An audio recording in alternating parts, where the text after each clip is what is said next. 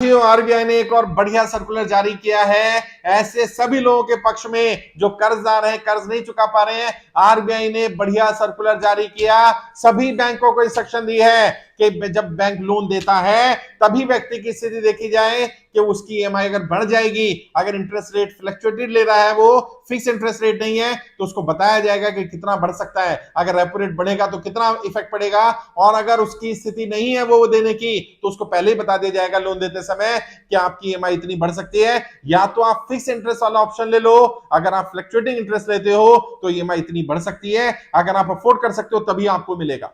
दूसरा, 2 बार पहले भी आरबीआई ने सर्कुलर जारी किया था, 2 बार आप लोन रीस्ट्रक्चर करा सकते हो। अभी बैंकों को फ्रीडम दे दी है, बैंक जितनी मर्जी बार चाहे उसका लोन रीस्ट्रक्चर कर सकते हैं, या तो ईएमआई का अमाउंट बढ़ा सकते हैं, अमाउंट कम कर सकते हैं, ड्यूरेशन बढ़ा सकते हैं, या दोनों की जा सकती हैं। वो भी कस्टमर से पूछा जाएगा। और जब रेपो रेट बढ़ेगा, अगर आपका फिक्स इंटरेस्ट नहीं है, फ्लक्चुएटिंग इंटरेस्ट है, तब भी आपको जब ईएमआई बढ़ाई जाएगी, या तो अमाउंट बढ़ाया जाएगा, टेन्योर बढ़ाया जाएगा, आपको पहले उसका नोटिस भेजा जाएगा। बिना नोटिस भेजे ईएमआई नहीं बढ़ाई जा सकती, ना ईएमआई का अमाउंट बढ़ाया जा सकता है, ना टेन्योर बढ़ाया जा सकता है। यदि ऐसा कोई बैंक अब करेगा तो वो इलीगल माना जाएगा। ऐसे सभी बैंकों पर केस होंगे, ऐसे सभी बैंकों के खिलाफ एक्शन लिया जाएगा।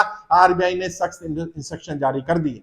और साथियों, बार बार आरबीआई रेगुलर सर्कुलर जारी कर रहा है, कर्जदारों के पक्ष में सर्कुलर आ रहे हैं, बहुत सारे निर्णय लिए जा रहे हैं, और ये हम सबकी कर्जदारों की जीत है। इन सभी लोगों ने, जिन लोगों ने भरोसा किया, विश्वास किया, कर्जा मुक्ति अभियान में आवेदन किया, हमने जो फाइलें प्रधानमंत्री कार्यालय को भेजी, वो सारी जानकारी प्रधानमंत्री कार्यालय ने आरबीआई को भेजी, और आरबीआई लगातार सर्कुलर जारी कर रहा है। ये बहुत बड़ी जीत है। और जितने भी लोग सुन रहे हैं वो बताएं कि अगर आपको लोन रिस्ट्रक्चर करने का 2 बार 3 बार ऑप्शन मिल जाए, आपकी ईएमआई का अमाउंट कम किया जा सके, आपका टेन्योर बढ़ाया जा सके, या टेन्योर कम करके ईएमआई को बढ़ाया जा सके, ये भी बहुत बड़ी राहत हो जाएगी। अगर कोई व्यक्ति 15,000 20,000 रुपए की ईएमआई है, नहीं पे कर पा रहा है, तो उसको ईएमआई को 5,000 4,000 3,000 उस रेंज में कर दिया जाए जिस रेंज में वो आसानी से भर सकता है। ड्यूरेशन भले 10 साल की या 15 साल कर दिया, 20 साल कर दिया जाए, व्यक्ति को फर्क नहीं पड़ेगा अगर उससे कम कम अमाउंट जाए।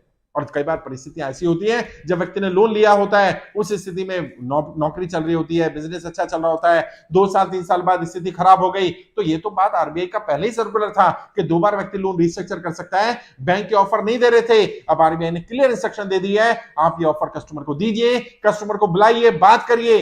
और आरबीआई की मैं समझता हूं इस पे हमें तारीफ करनी चाहिए कि आरबीआई देर आए दुरुस्त आए, बढ़िया सर्कुलर लेकर के आए, जनता के पक्ष में लेकर के आए।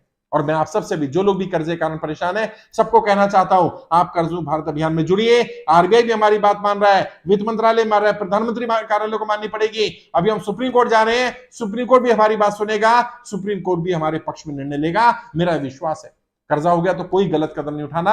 आप कर्जे की दलदल में फंसे, इसमें आपकी गलती नहीं है, सरकार की गलत नीतियों के कारण लोग कर्जे की दलदल में फंसे हैं, उसकी सजा अपने आप को नहीं देनी।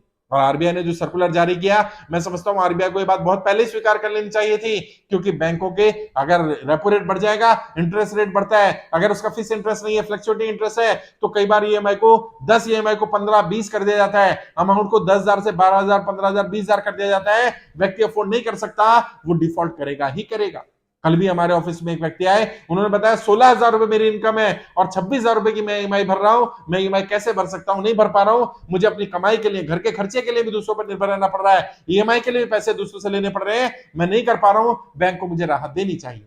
अब मुझे लगता है आरबीआई का सर्कुलर आया है, हमारी फेवर में आया है, सभी कर्जदारों की फेवर में निर्णय लिया गया है, तो अब सभी बैंक की सर्कुलर को मानेंगे, मेरा ऐसा विश्वास है। और जितने पुराने लोन चल रहे हैं वो सब लोग जाएं, बैंक में जाएं, बात करें, और ये सर्कुलर की कॉपी मैं शेयर कर दूंगा, आप वो लिंक देख लेना, सर्कुलर मिल जाएगा आपको आरबीआई का, वो लिंक आप दिखा सकते हो, जहां भी बैंक में जाओगे वो सर्कुलर दिखा सकते हो, सर्कुलर की कॉपी मैं अटैच कर दूंगा।